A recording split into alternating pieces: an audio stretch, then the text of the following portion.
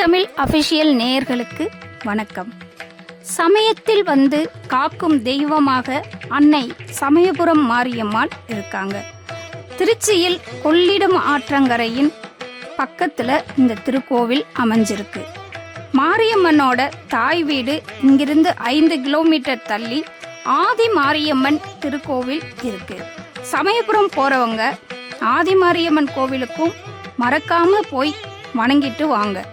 ஆதி மாரியம்மன் கோவில்ல விக்ரமாதித்ய மகாராஜா வழிபட்ட திருத்தலம்னு சொல்றாங்க.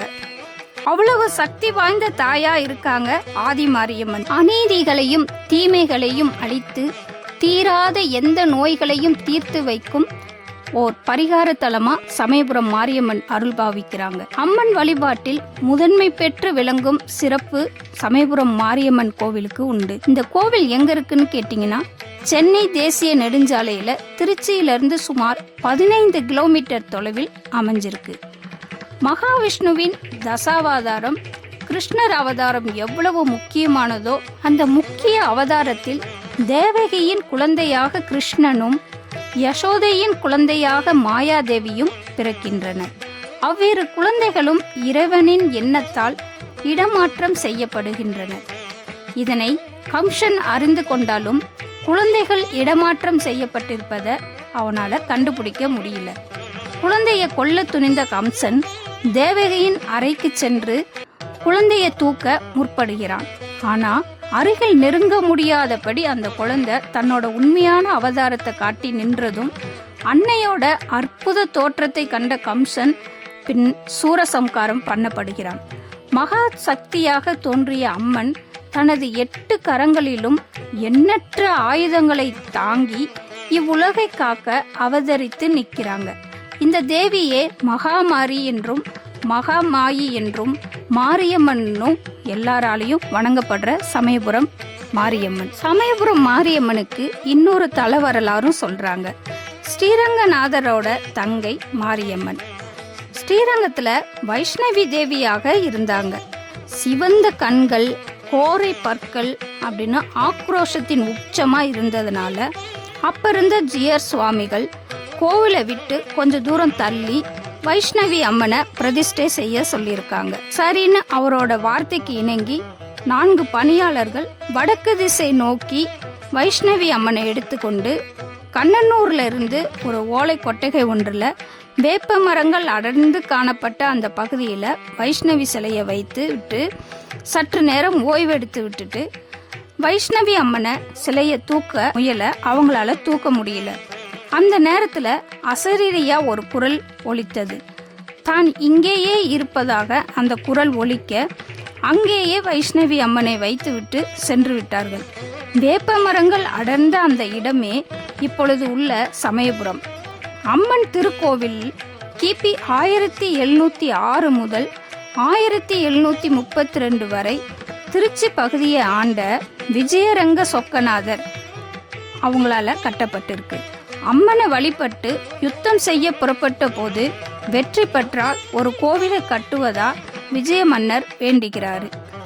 அதன்படியே அவர் போருக்கு சென்று வெற்றியும் பெற்று இந்த திருக்கோவிலை கட்டியிருக்கார். சக்தி மிகுந்த கோவில்கள்ல மிகவும் பிரசித்தி பெற்றது சமயபுரம் மாரியம்மன். வேப்ப மரங்கள் நிறைந்த அந்த காட்டுல கட்டுனதுனால தலவிருட்சமா இங்க வேப்ப மரம் தான் இருக்கு. அம்மனை கண்ணனூர்ல இருந்தோ கண்ணபுரம்னோ விக்கிரமபுரம் மாகாளிபுரம்னு இந்த பகுதி மக்கள் கூப்பிட்டு இருக்காங்க. விஜயநகர பேரரசை சார்ந்தவங்களும் வழிபாடு பண்ணி இருக்காங்க. அவ்வளவு சிறப்பு வாய்ந்த சமயபுரம் அம்மனை திருக்கடையூரில் மார்கண்டேயர் அதீத பக்திக்கு மயங்கி கால சம்கார மூர்த்தியா அவதரிச்சு யமதர்மன் சிவன் அழிக்கவே உலகின் ஜனன மரண நிலையிலிருந்து பெரிய மாற்றம் ஏற்பட்டுச்சு. அந்த நிலையிலிருந்து யமதர்மன் சபையில மூத்த அமைச்சராகவும் நோய்கள் அதிபதியாகவும் இருந்த மாயாசூரன் பூவுலகில் இறப்பு நின்றுவிட நிலையில நோய்களை பரப்பி மக்களை துன்புறுத்தினான் மாயாசூரன்.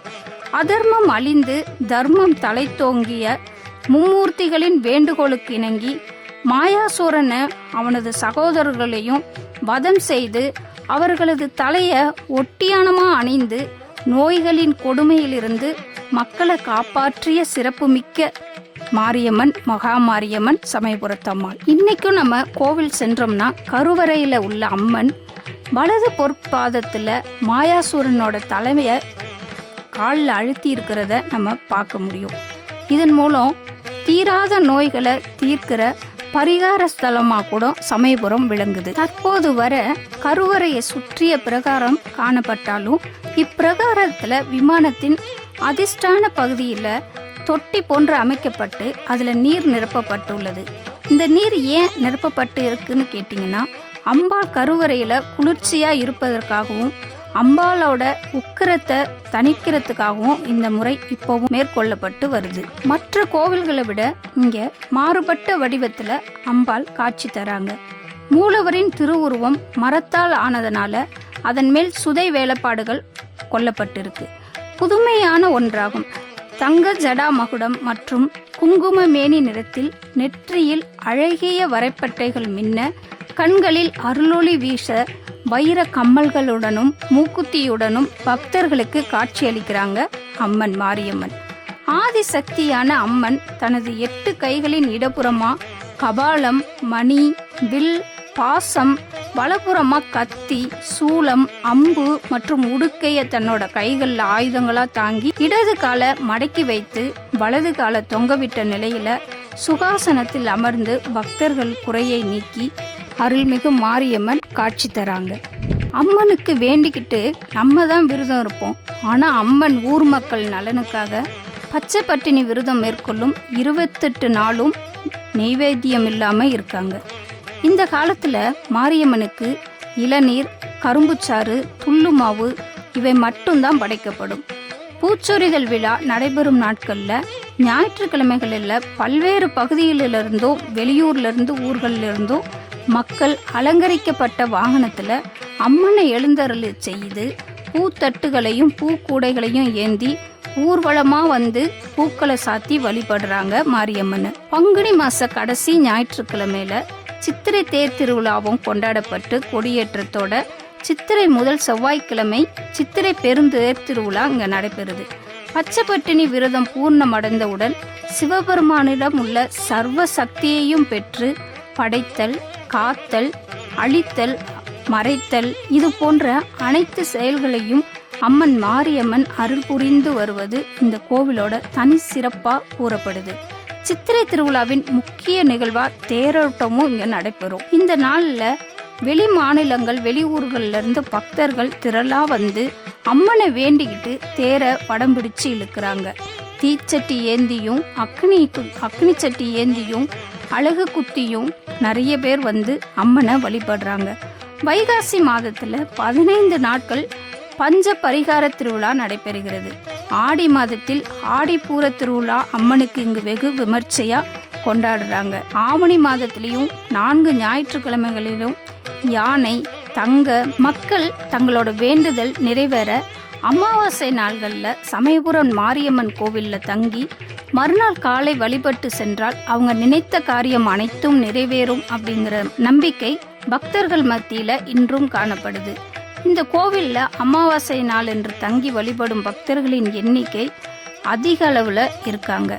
இவர்களின் வசதிக்காக கோயில் வளாகம், போதுமான பாதுகாப்பு, தங்குவதற்கான மண்டபம் எல்லாமே அங்கே வசதியை செய்து தந்திருக்கிறாங்க. இதை தவிர திருமலை திருப்பதி கோயிலில் இருக்கிற மாதிரி பக்தர்கள் அறையெடுத்தும் இங்கே வந்தால் தங்கிக்கலாம். இன்னொரு சிறப்பு விஷயம் என்னன்னீங்கன்னா, இந்த கோவில் சமயபுரம் மாரியம்மன் கோவிலோட தலவிருட்சமாக வேப்ப மரம். அந்த வேப்ப மரம் சுமார் 1000 ஆண்டுகளுக்கு முன்னாடி இருந்து வளர்ந்து இருக்கிறதா சொல்லப்படுது.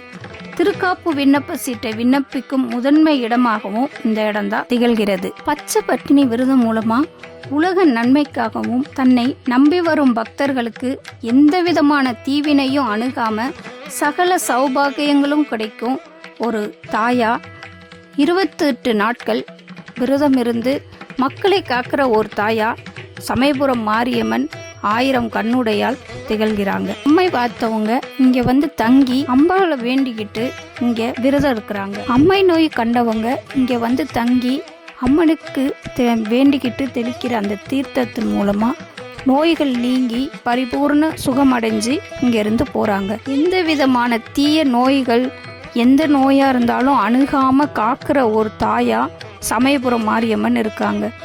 எந்த வேண்டுதலாக இருந்தாலும் அதை எந்த இடத்துல இருந்து வேண்டிக்கிட்டாலும் நிறைவேறின உடனே அம்மனை வேண்டிக்கிட்டு அம்மன் கோவிலுக்கு சென்று நம்ம என்ன வேண்டிக்கிட்டோமோ அதை அம்மனுக்கு பரிகாரமாக செய்யணும். அதே போல் நம்ம உரிமையாக ஒரு தாய் வீட்டுக்கு போகிறது மாதிரி தான் அம்மா சமயபுரம் போய் வர்றவங்க சொல்லுவாங்க. எந்த ஒரு மனக்குறைகள் இருந்தாலும் அங்கே போய் நின்று வேண்டிக்கிட்டா கண்டிப்பாக அந்த தாய் மாரியம்மன் அருள் புரிவாங்க அப்படிங்கிறது ஒரு நம்பிக்கை.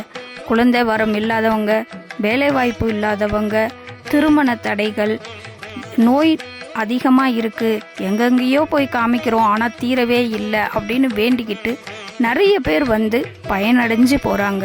அவ்வளவு சக்தி வாய்ந்த மாரியம்மன் சமயபுரம் மாரியம்மன். பூச்சொரிதலுக்கு இன்னொரு விஷயமும் சொல்கிறாங்க. அது என்னன்னு பார்த்தீங்கன்னா, ஆங்கிலேயர் நம்ம நாட்டை கைப்பற்ற நினச்சி சமயபுரத்தில் தங்கி இருந்திருக்காங்க.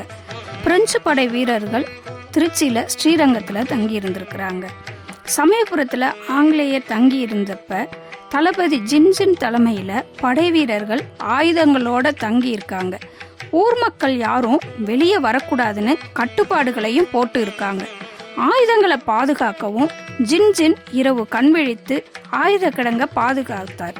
அந்த இரவு நேரத்தில் மஞ்சள் சேலை உடுத்தி இரு கைகளிலும் தீச்சட்டி ஏந்தி ஒரு பெண் உருவத்தை பார்த்த ஜின்ஜின், யார் நீ, இந்த இரவு நேரத்தில் இங்கே என்ன பண்ணுற, நில்லுன்னு சொல்ல எதையும் கண்டுக்காம நடந்து போக கோபமான ஜின்ஜின் தன்னோட துப்பாக்கியால் அந்த பெண்ணை நோக்கி சுட ஆரம்பிச்சிருக்காரு.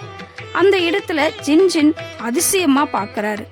ஏன்னா ஜின்ஜின் சுட்ட இடமெல்லாம் பூக்களால் அந்த பெண் மேலே பூமழை பொழிய சத்தம் கேட்டு வெளியே வந்த ஊர் மக்கள், தவறு செஞ்சிட்டீங்க, எங்கள் காவல் தெய்வம் மகமாரியாது, இது தெரியாம தவறு செஞ்சிட்டீங்கன்னு சொல்ல, இதை நம்பாத ஜின்ஜின் கோவிலை காட்டுங்க அப்படின்னு சொல்ல மக்களும் கோவில் கருவறையை காட்ட அங்க அம்மன் இல்லை.